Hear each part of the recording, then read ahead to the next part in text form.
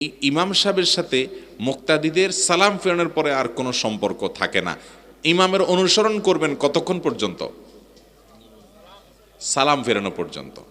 ইমাম সাহেব আসসালামু আলাইকুম রহমতুল্লাহ বলছে, আসসালামু আলাইকুম রহমতুল্লাহ বলছে, এই পর্যন্ত ইমামের অনুসরণ করবেন। এরপর ইমাম অনুসরণ নাই, এরপরে আপনারটা আপনার, ইমাম সাহেবেরটা ইমাম সাহেবের। কথাকে বুঝাতে পারছি?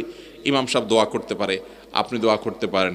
ইমাম সাহেব জিকির আজকার পড়তে পারে, সুন্নত নামাজ পড়তে পারে, কোনো কাজে বাড়িতে গিয়ে সেখানে পড়তে পারে। এখন আর ইমামের সাথে মুক্তাদের কোনো সম্পর্ক নাই। নবী করিম সাল্লাল্লাহু আলাইহি সাল্লাম বলেছেন, ইন্নামা জুইলাল ইমামু লিইউতাম্মা বিহি, নিশ্চয় ইমাম নির্ধারণ করা হয়েছে তাকে অনুসরণ করার জন্য। ইমাম নির্ধারণ করা হয়েছে তাকে কিসের জন্য? অনুসরণ করার জন্য। অতএব ইমাম যখন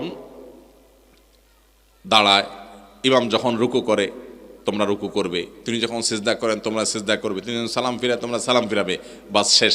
নবীজি সাল্লাল্লাহু আলাইহি ওয়াসাল্লাম এটা বলেন নাই তিনি যখন দোয়া করবে তখন তোমরা দোয়াও করবে। এই হাদিসের শেষাংশে এই কথা কোথাও নাই।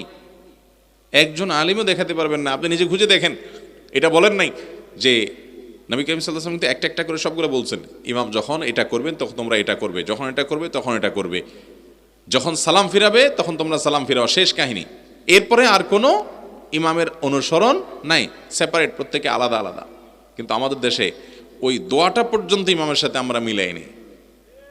ভাইরা আমার, আপনারা যত বড় বড় দ্বীনি প্রতিষ্ঠান আছে সারা পৃথিবীতে, যত বড় বড়, আমাদের দেশেই বলেন, বিশ্ব ইজতেমাতে ৫ ওয়াক্ত নামাজের পরে কোনো মুনাজাত হয় সম্মিলিতভাবে? যার দোয়া সে করে। কাকরাইল মসজিদেও নাই।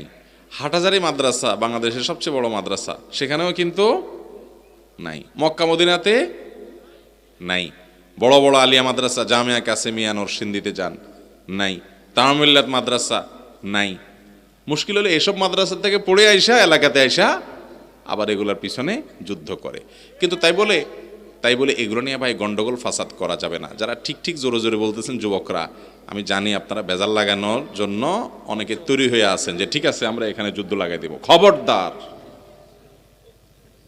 সম্মিলিত মুনাজাত যদি কোনো ইমাম এটাকে যদি মুস্তাহাব মনে করে আমল করেন, তার পেছনে ওই যে আমরা, আপনি সালাম ফিরানোর পরে জিকির আজকার করেন, দোয়া দুরুদ পড়েন, আরেক ভাইকে পারলে বুঝান, কিন্তু আল্লাহর ওয়াস্তে এটা নিয়ে নিজেদের মধ্যে গ্রুপিং গন্ডগোল ফাসাদ করবেন না।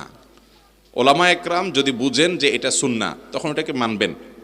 নিজের ইগোতে অনেক সময় ধরে, না সারা জীবন একটা বলে আসছে, এখন আরেকটা কীভাবে জানলাম। ভাই, আমরা অনেক সময় একটা মাসআলা বলার পর কোনো আলেম আমাদেরকে বললেন ভাই আপনার এই মাসআলা ভুল আছে, আমরা সাথে সাথে ঘোষণা দিয়ে দিই, ভাই তাহলে আগেরটা বাদ, আগের ভিডিও ডিলিট, ভাই আমাদের এটাতে ভুল আছে, আমরা সংশোধন করি। ওই যে ক্যামেরাম্যান ভাইদেরকে বলি, ভাই এটা ভুল হয়েছে তোমরা ডিলিট করে দাও। মুসলমান ভুল স্বীকার করতে কখন